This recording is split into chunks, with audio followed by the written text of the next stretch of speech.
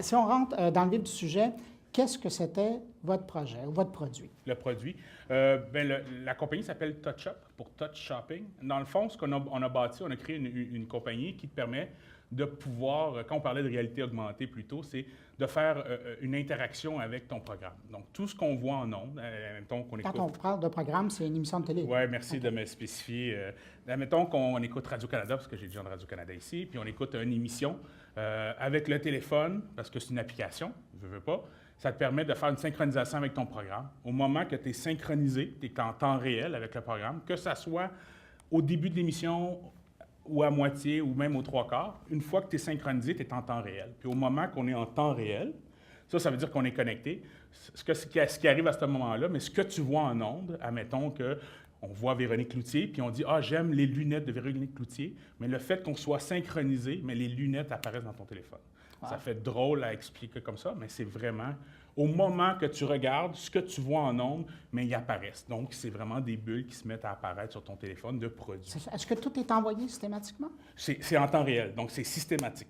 Au moment que tu vois Véronique, là je dis Véronique, il n'y a pas de deal avec elle. Prenez l'animateur de votre choix.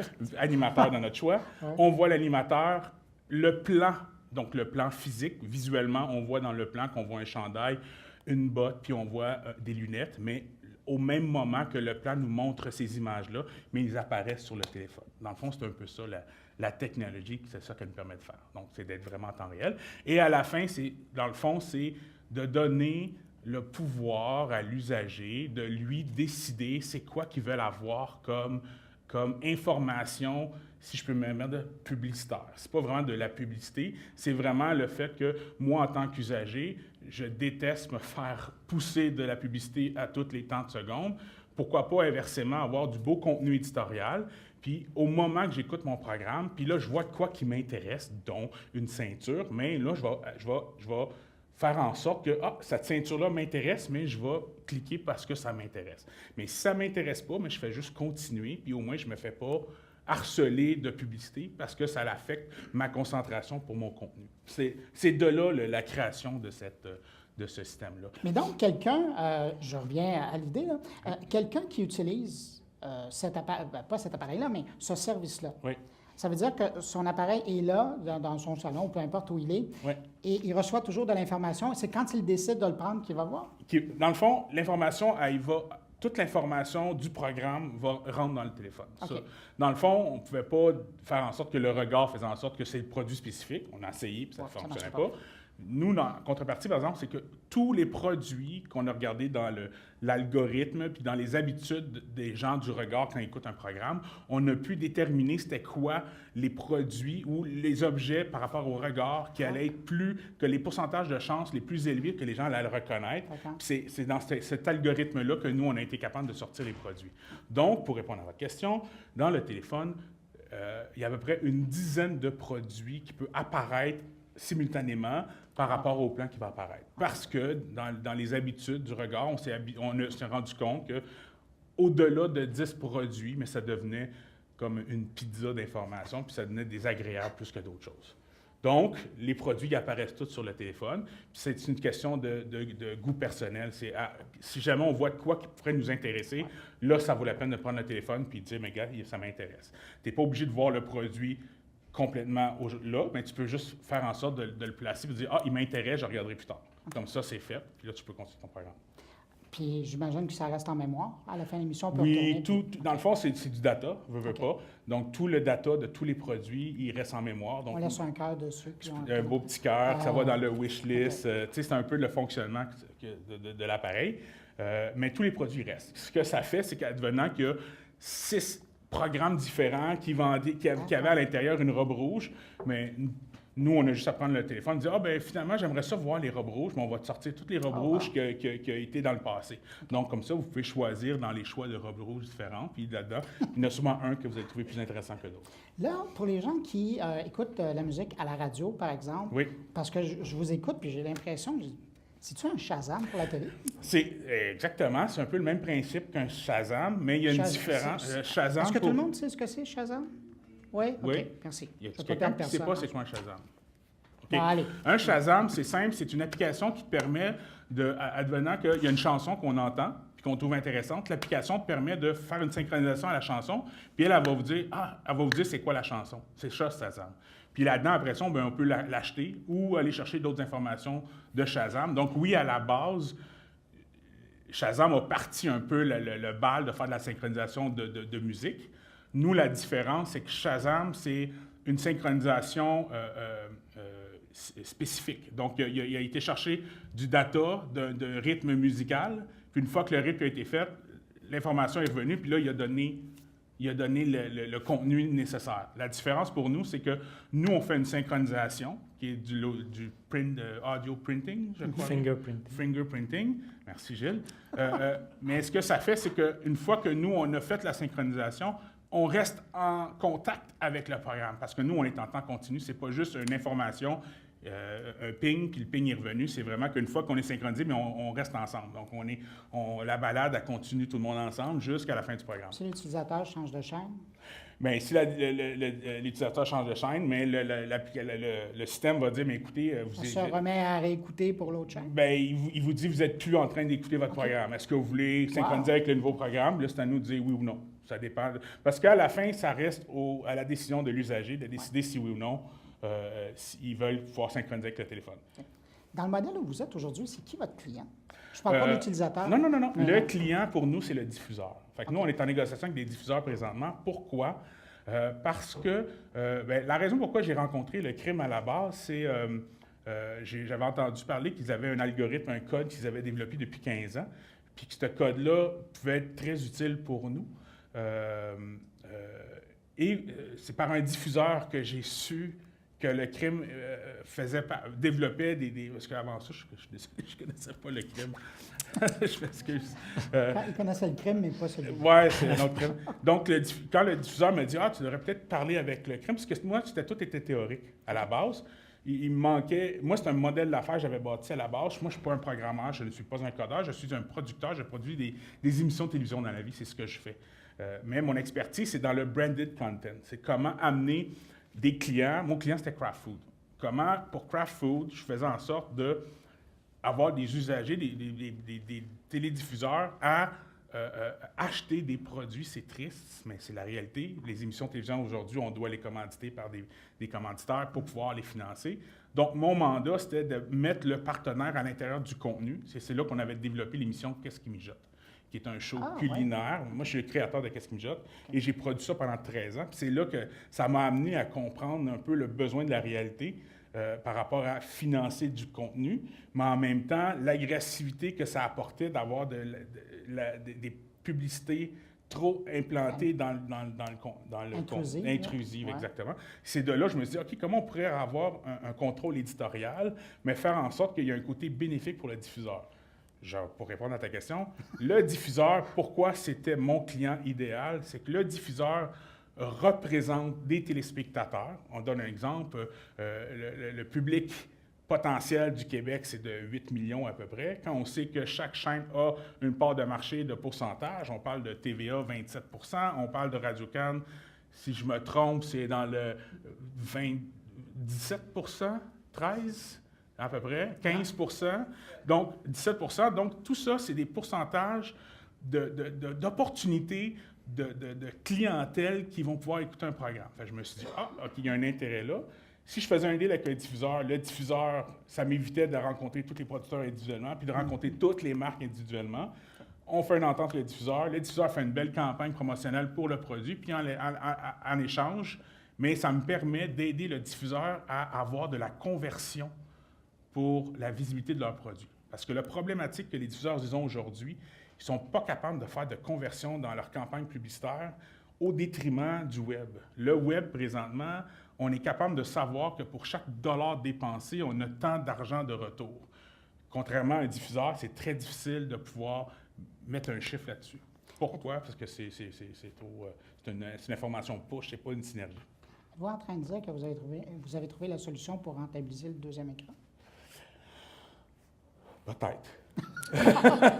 C'est la réponse importante de l'entrevue. Peut-être. Mais dans le fond, je ne veux pas dire que j'ai la solution miracle. Non, mais c'est une piste intéressante. Mais c'est une piste qui va aider beaucoup, d'après moi, le diffuseur. Mais on parle de diffuseur, mais ça peut fonctionner aussi avec la radio. Admettons qu'on a la chaîne radio, l'animateur, il parle, puis là, il va faire une promotion pour le restaurant du coin. Mais nous, avec le fingerprinting, on est capable de, au moment qu'il fait sa phrase de tel partenaire, mais le téléphone, il peut synchroniser, puis nous, on peut sortir des coupons rabais. Donc, ça permet même à la chaîne de radio d'avoir une interactivité en temps réel avec les gens qui écoutent la radio, puis de pouvoir, pour leurs clients, promouvoir leur marque, les restaurants, les services, en biais avec l'application. C'est là que ça devient intéressant. Donc, l'application, ça peut fonctionner autant pour la télévision, ça peut marcher pour la radio, ou ça peut aussi fonctionner pour les gars, dans les urinoirs, il y a des écrans avec des petits speakers. Tant qu'il y a du son. Dès qu'il y a du son, nous, on est capable de faire... Donc, on peut synchroniser avec l'appareil. Donc, dans un stade de sport, ça serait possible aussi. Ça pourrait être possible dans tout ce qui est de l'audio, nous, on va pouvoir le faire. Ma dernière question, avant d'aller poser des questions à Gilles, ça, jusqu'à maintenant, c'est beau parce que là, je comprends, c'est en mode de diffusion traditionnelle. Oui. Donc, la télé diffuse, que ce soit du câble, satellite ou hertzien. La radio diffuse, peu importe. À la carte, parce que c'est aussi une réalité là, de la télé, ça fonctionne-tu, votre affaire? Dans le fond, dès qu'il y a un programme que en nous... direct ou préenregistré? Là, mais nous, idéalement, pour le moment, la phase 1, on est dans le préenregistré. Ouais. On est capable de faire du direct, mais c'est un peu le même principe que ce les autres ont développé. C'est pour le pour le sous-titrage, pour les malentendants. malentendants. J'allais dire non malvoyants, mais... Non, malentendants. Pour les malentendants, c'est qu'il y a une partie qui est automatisée, mais il y a une partie quand même qui est gérée par quelqu'un en arrière qui va... Donc, quand c'est live, c'est automatisé à un certain point, mais oui, on a une équipe qui est là... Exemple, il y a les Olympiques qui s'en viennent pour Radio-Canada.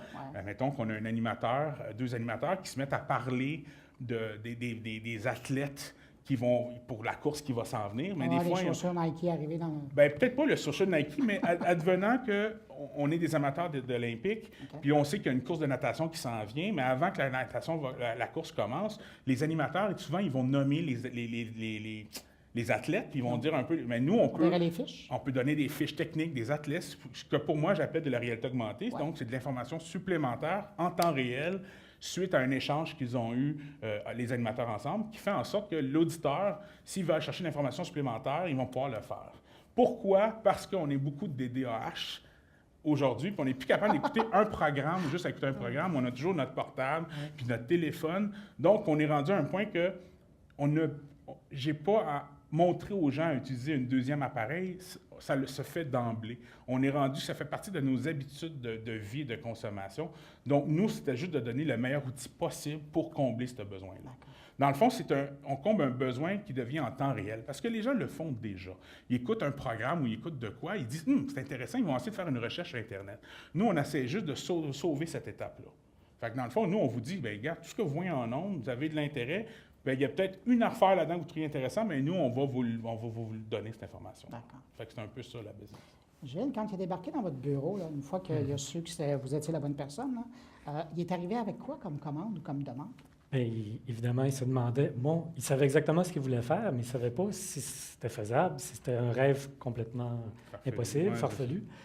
Puis, comme ça arrive souvent d'ailleurs, on a des entreprises qui viennent nous voir et bang, ben oui, on a justement quelque chose dans nos tiroirs qu'on a développé pour nos propres besoins de recherche, par exemple, dans ce cas-là, mais qui pourrait peut-être très bien faire l'affaire. Mais évidemment, on ne sait jamais, quand ça a été testé en laboratoire, même si on a participé à des évaluations, des concours contre d'autres laboratoires, là, où on évaluait notre technologie, on savait que c'était bon. On ne savait pas si ça allait fonctionner. En vrai, dans le salon de quelqu'un avec le lave-vaisselle qui fonctionne, puis le bébé qui pleure. Qu'on a fait, là, qu'on a testé justement. Oui, et en fait, c'était ça surtout notre rôle dans cette affaire-là, de tester dans des vraies situations, évaluer si la technologie était à la hauteur de ses attentes. Ça, c'était vraiment le défi de ce projet-là pour vous? Oui, bien, il y avait ça, l'environnement, les conditions où ça allait servir, puis aussi le fait qu'eux voulaient l'utiliser vraiment avec quelques secondes à peine d'audio, réussir à identifier une position dans une émission. On ne l'avait jamais fait. Dans les applications précédentes, c'était pour la détection de piratage, par exemple, de vidéos. Donc, on avait des vidéos ou des publicités de 30 secondes, 1 minute. Et mes 2 secondes, c'était une incertitude là, sur le résultat. Mais finalement, ça fonctionnait. Ça fonctionne très bien. Puis la raison est simple, c'est que pour les habitudes de consommateurs, déjà là, de créer une application. Là, ça fait plusieurs années que les applications existent. Puis aujourd'hui, je ne pourrais pas dire le chiffre, il y a quelqu'un qui est mieux placé que moi, pour dire la quantité d'applications qui sort par année. Aujourd'hui, on ne peut pas se permettre de faire une application qui va avoir de la latence, qui va avoir des marges d'erreur. Donc, pourquoi le crime pour nous est intéressant? C'est parce que l'algorithme de la reconnaissance audio qu'ils ont bâti, c'est quelque chose qu'ils ont bâti depuis, ça fait 15 ans qu'ils l'ont développé. Puis ils ont fait plein de concours, puis on parle de concours contre des là, dis-moi, je mens, là, par exemple, Microsoft de ce monde. IBM, Watson, les laboratoires AT&T Labs qui participaient, la première année, on les a battus à plate couture. Il faut le dire plus fort, hein? Non, on est dans la salle. Là. Mais pour nous, c'était intéressant parce que là, ça démontrait que l'algorithme était très solide. Pourquoi? Parce que, comme je vous dis, l'application, un usager l'utilise. Si ça ne fonctionne pas la première fois, oublie ça, c'est simple, on l'efface, on n'y pense plus, on ne revient plus. On ne pouvait pas se permettre de faire ça. C'est pour ça que nous, on se sentait en sécurité de travailler avec le crime, parce que le crime nous permettait de s'assurer d'avoir le code le plus parfait possible, en tout cas pour nos besoins. Si je peux ajouter quelque chose, mais il y a aussi le cas contraire qui se présente quelquefois où les gens ont des espoirs trop grands, entre autres la reconnaissance vocale. Là, depuis Star Trek et tout ça, les gens pensent que ça fonctionne impeccablement, mais il y a des applications où on sait, nous, que ça ne fonctionnera pas. Et à ce moment-là, c'est de gérer les attentes des entreprises. Mais là, dans ce cas-là, on avait très confiance dans la technologie. Le côté de pédagogue que vous avez à faire. Oui, c'est de la pédagogie. Non, mais oui, c'est vrai. Ouais. Il y a gérer les attentes ou plutôt montrer aux gens que, oui, il y a des limites à la technologie, mais il y a moyen d'utiliser la technologie d'une façon où ces limites-là ne seront pas contraignantes. Alexander, vous avez gardé quoi de cette expérience-là à travailler avec le crime? Ah, c'était pénible. Si c'était à faire, vous ne le referiez pas, c'est ça? Mais mon expérience à moi, elle a été très positive. Ça fait combien de temps, là? On fait quoi, 2 ans, là? Oui. 1 an et demi, 2 ans? J'ai vérifié ça en décembre 2014. 2014, que j'avais présenté, oui, c'est ça. Avec François, qu'on ne parle pas là, mais c'est une des raisons pour lesquelles on est ici aujourd'hui. Moi, ce que j'ai adoré, c'est que j'avais une idée théorique basée par rapport à mon expérience à moi télévisuelle. Donc, j'avais une idée dans la tête, j'avais fait ma recherche, mais il y avait plein de paramètres que je n'avais pas. De m'asseoir avec Gilles, François et de leur équipe, de voir, mais voici mon wish list, voici qu'est-ce que j'aimerais pouvoir faire pour les diffuseurs, qu'est-ce qui serait possible. Puis les démarches qu'ils ont prises avec moi ont fait en sorte que ça a été très facile à faire toutes les étapes et de comprendre qu'est-ce qui était possible, qu'est-ce qui ne l'était pas. Mais aussi, ce qui m'a aidé beaucoup, pour moi, faire du R&D, c'est quand même quelque chose de nouveau pour moi, pour mon entreprise. Puis juste de faire les demandes de financement, juste pour du R&D, l'appui que j'ai eu de François et de Gilles, ça nous a aidé énormément. Pour surtout, comme je vous dis, nous, on n'est pas une compagnie de programmation, on n'est pas des ingénieurs, on ne fait pas de code. Enfin, on en fait maintenant, là, mais initialement, on n'en faisait pas. Donc, d'avoir l'appui du crime, ça a été très bénéfique pour nous. Donc, ça a été... ça l'a rendu, disons, ça l'a agrémenté le process. Excusez mon anglicisme. Gilles, si je vous demandais, vous avez tiré quoi de ce projet-là? En fait, comme ça arrive souvent avec des projets avec des entreprises en démarrage, c'est vraiment nous, c'est très satisfaisant de voir que les résultats de notre recherche peuvent être utiles, puis peuvent se déployer dans la réalité, là, plutôt que rester juste en laboratoire. Mais aussi, on apprend beaucoup sur c'est quoi les besoins exacts, puis quelles limites exactement qu'il faut attaquer dans notre recherche pour pouvoir avoir des choses utiles plus tard. Ça, c'est vraiment le côté pratico-pratique d'une application comme ça. J'ai une petite anecdote. Quand on a développé, on a amené l'algorithme du crime, ils ont fait leur travail pour faire les modifications nécessaires pour pouvoir l'implanter avec l'application. Nous, on a fait notre partie, nous, on a tout mis ensemble. Mais la journée que je suis venu ici au bureau, puis que j'ai présenté l'application, puis là que tu voyais Gilles avec l'écran, puis il dit « Hey, ça marche pour vrai! » Non, mais je trouvais ça drôle. De voir de lui. Oui, mais de voir de lui, c'est de voir qu'il y avait quelque chose de théorique. Oui, le code marche bien, mais de prendre ce code-là, puis de l'amener, de le modifier, puis de l'amener dans quelque chose de différent de ce qu'on s'attendait, puis de voir le résultat, moi, je trouve que c'est magique. En tout cas, je voulais juste dire ça. Oui, quand on fait les tests, nous, c'est une colonne de chiffres. Là, oui, on peut faire des beaux graphiques, mais voir la chose fonctionner... Mais c'était de voir la réaction de Gilles, c'était comme « Hey, ça marche! » Mais TouchUp, là, aujourd'hui, c'est pas... Okay. Là, on sait que ça fonctionne dans son bureau, on sait que ça fonctionne Oui, en oui, général. Est-ce que c'est déjà sur le marché? Quand est-ce que vous pensez le sortir? TouchUp n'est pas sur le marché encore. Normalement, il devrait être sur le marché à partir de septembre 2016, donc cette année. Comme je vous dis, on est en négociation avec des chaînes, quelques chaînes. Donc, avant de pousser, de le mettre sur le marché, on voulait s'assurer d'avoir les ententes adéquates. Mais nous, l'application, elle fonctionne. On a déjà notre première version qui est sortie. On l'a fait en version Android. Là, il nous reste juste à l'amener du côté OS pour l'iPhone. Pourquoi on l'a fait Android au début? Parce que c'est tellement plus simple, plus facile. Il y a moins de contraintes. Mais non, mais on va dire c'est pas politique, là, ce que vous dites. Hein? C'est pas politique, ce que vous dites. Pas du tout. Il n'y a pas de personne chez iPhone ici, là, à moins que oui. On parle pas fort. Donc, il nous reste à faire l'application. Parce qu'en ayant Android et iPhone, on en allait chercher 95% du marché de la téléphonie. En faisant ça, on était pas mal réglé. Donc, on dit automne 2016? Automne 2016, l'application va être en nom, va être présente. À surveiller. À surveiller. Messieurs, je vous remercie, merci beaucoup infiniment pour ce témoignage-là. Merde pour la suite. Et la suite à l'automne 2016. Parfait. Merci beaucoup. Merci beaucoup. Merci à vous. Merci. Au revoir.